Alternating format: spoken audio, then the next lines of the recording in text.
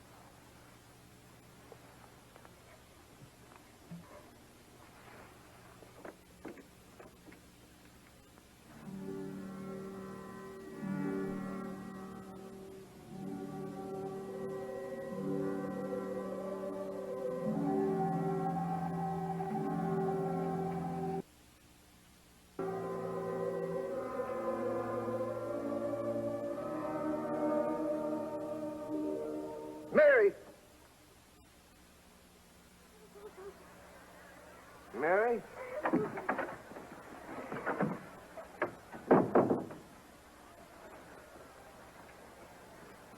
What is it? What's wrong? It's nothing. Bad dream, that's all.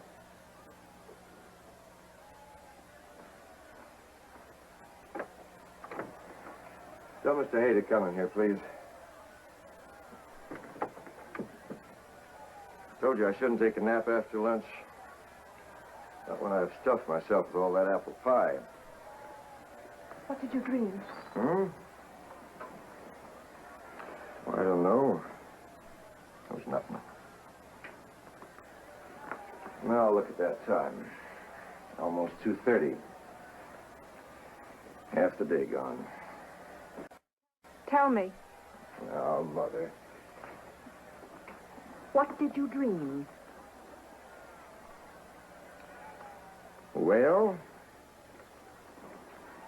I dreamt the South won the war. And they put me on exhibition in a little cage. Only nobody would pay a nickel to come see me. Abe, I mean it. So I said, oh, come?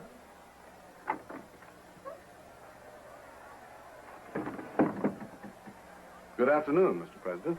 Not much left of the afternoon, good or bad. You should awaken me. Well, sir, you seem so tired. How many hot and hungry politicians have we today? Speaker Kofo is waiting, and Congressman Cole of California.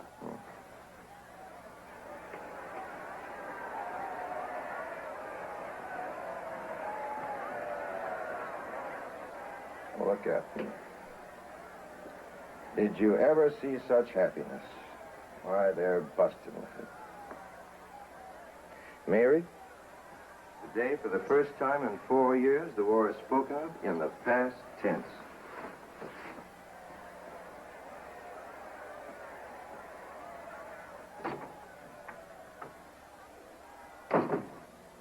She still mourns our son, Willie. Since when do I have to explain to you? Send him in. Yes, sir. Oh, Mr. Hay, I want you to send a message to the Vice President. I want him to drop in today. Today? Anything wrong with that? Well, you have so much to do, sir. Wouldn't tomorrow be... No. It must be today. Yes, sir. Oh, and, hey, don't forget that Mrs. Lincoln and I are going to the theater tonight. No appointments after dinner. Yes, sir.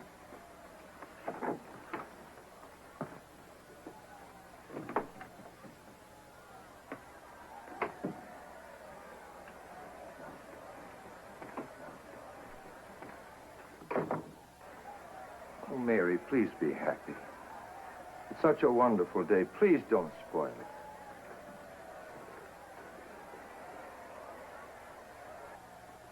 Mary, please be happy. You know what we're gonna do? I mean, when I'm finished here and they send us packing, we're going to Europe like two wide-eyed young tourists. Then back home to Springfield. See if anybody needs a good lawyer. And if they don't, that's just too bad.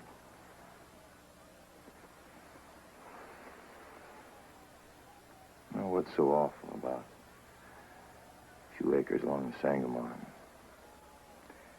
Spending our days on our front porch, rocking back and forth, swatting mosquitoes.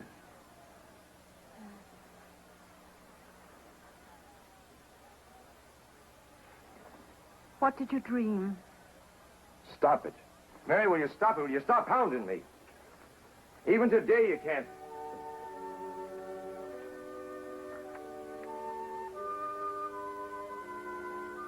I'm sorry, Mother. But when I'm tired, you shouldn't badger me like that. Abe?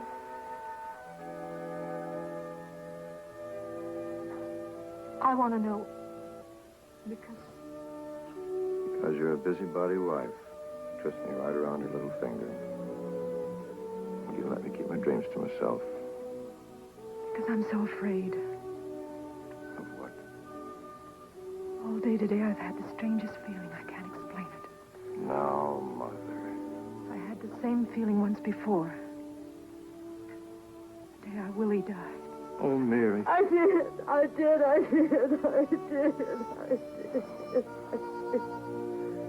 By tomorrow, you'll see it'll be all forgotten. Minutes after 6. It is 4 hours and 10 minutes before the murder.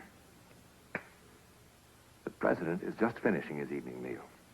He bites into a pear and jokes with his boys. The sun has reached the horizon and night comes swiftly. And with it, an inexplicable knowledge of what is to be moves everywhere. In North Carolina, in a Union Army camp, a barber suddenly stops shaving a soldier. His hand trembles, and he murmurs, "Something bad is happening to Mr. Lincoln." In southern Illinois, an old lady who helped to raise Lincoln bursts into tears without knowing why. In the living quarters and editorial office of the Elgin Eagle in eastern Pennsylvania, something absolutely unexplainable is happening. He's not there. Where is he? In the print shop. What's he doing there? From the sounds of things, he's working. Doesn't he know that a stroke is nothing to be treated lightly? I told him that, but he locked the door. Maybe he's had another attack.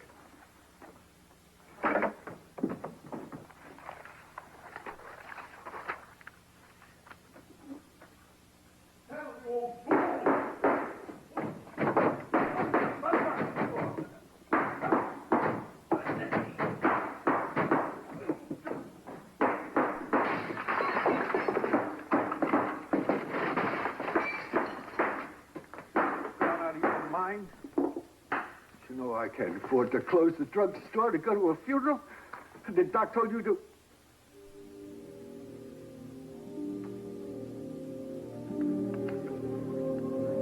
Who told you that?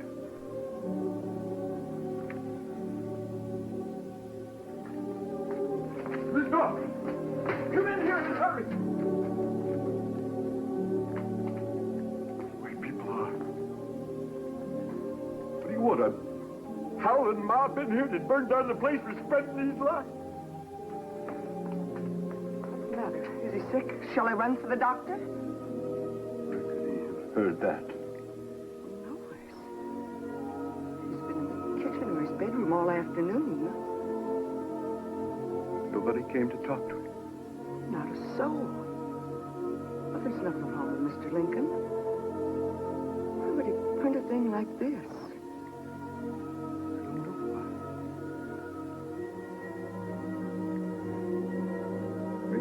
Gone crazy at that. Don't you never say nothing about this, Mrs. Norcross. I won't. Now you run for the doctor fast.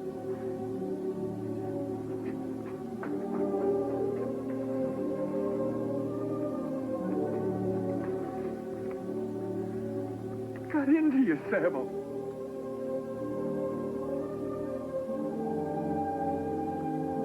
Why did you do it?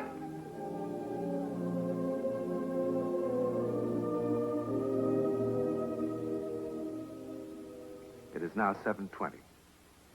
The assassination is less than 3 hours away. Abe Lincoln is just leaving the White House for Ford's Theater. A guard very close to him calls, "Good night, Mr. President." After pausing a moment, Lincoln replies, "Goodbye." 830 miles from Washington, in the vicarage at the First Congregational Church, the minister, Jonathan Stroom, is resting after a long day in his church.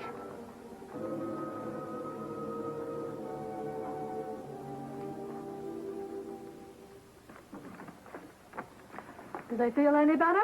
Oh, they will never feel any better. Oh, standing 12 hours on that hard cement floor. Wonder you have any feet left at all. Jesus walked barefoot the 14 stations to Calvary this day, so let's not pity me too much. That feels better. Well, I'm thankful Good Friday only comes once a year. Now, read me the sergeant's letter all over again, From the very beginning? from the very first word. You won't be a sergeant very much longer. We must be properly respectful of him when he comes home. That is, for a few days. Dear folks, it sure is beginning to look like peace, and everybody's pretty darn excited. His spelling has to be seen to be believed. The word now is... Why is that bell ringing? What in the world? Noah must be out of his mind. That's the passing bell for the dead. He must be drunk again. Now, Ellen. I don't care how long he's been sexton of this church. You just can't let him do these things. Pastor? How did our bell start ringing? Well, we thought it was you. Why would I be ringing the death bell? I bet some children broke into the tower again. I told you to keep it locked. Oh, I do, sir. I checked it just a little while ago. Stop them, John. It sounds so awful. There's that Peterson boy again. He's always in the mischief. He's a rascal. The leader of all those boys. How do you suppose those kids got in there? It's me.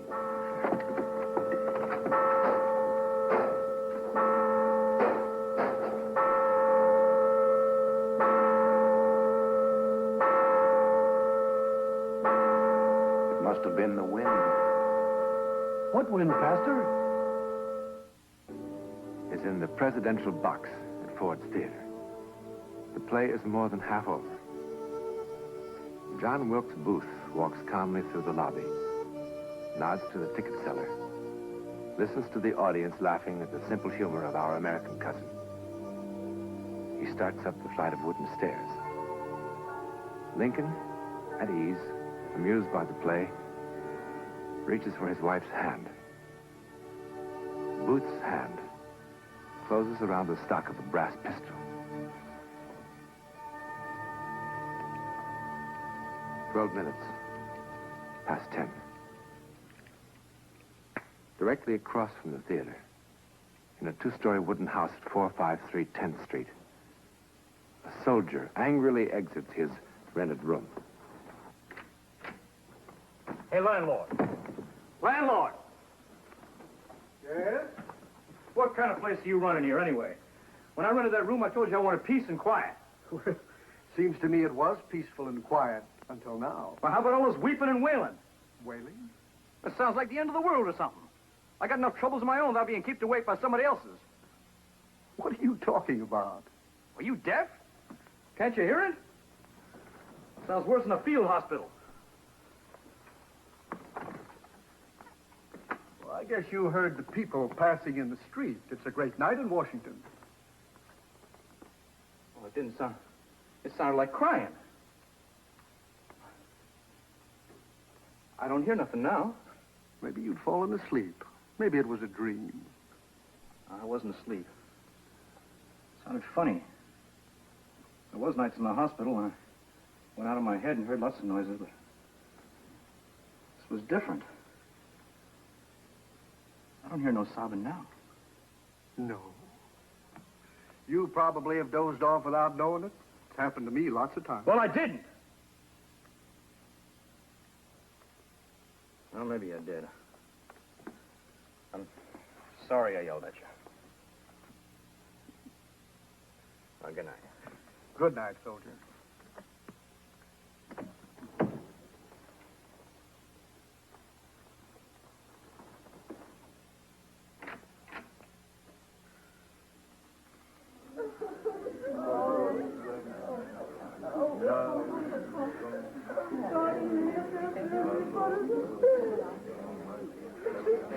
What is this?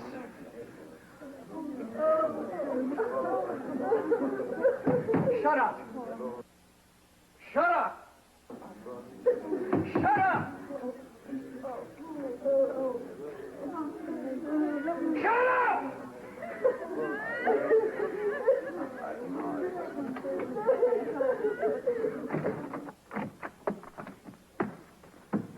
What's the matter now? Oh, that room ain't for me. Well, you won't find another bed in this city, not tonight. Well, then I'll sleep in the park. Well, here, I'll give you your money back. I don't want to keep it, not if you're not going to keep the room. Well, you think I'm going to stay in a room with this sobbing and weeping and wailing and crying all night long? I need a room. There's a bed. What is it? The president. He's been shot. He's dying. Oh, come on, man. Where? I said where? I've got a room at the end of the hall. In here.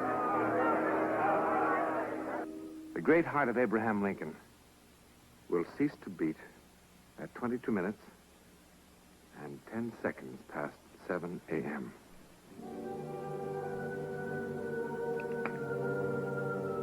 And so the strangest and saddest hours in American history come to an end. And of these hours, what is truth and what is legend? Who can know?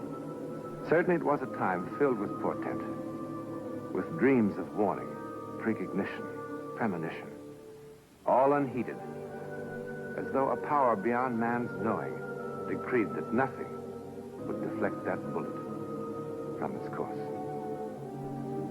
Abraham Lincoln's favorite lines were from Shakespeare. After life's fitful fever, he sleeps well. Treason has done its worst. Not steel, nor poison, Malice domestic, foreign levy, nothing can touch him further.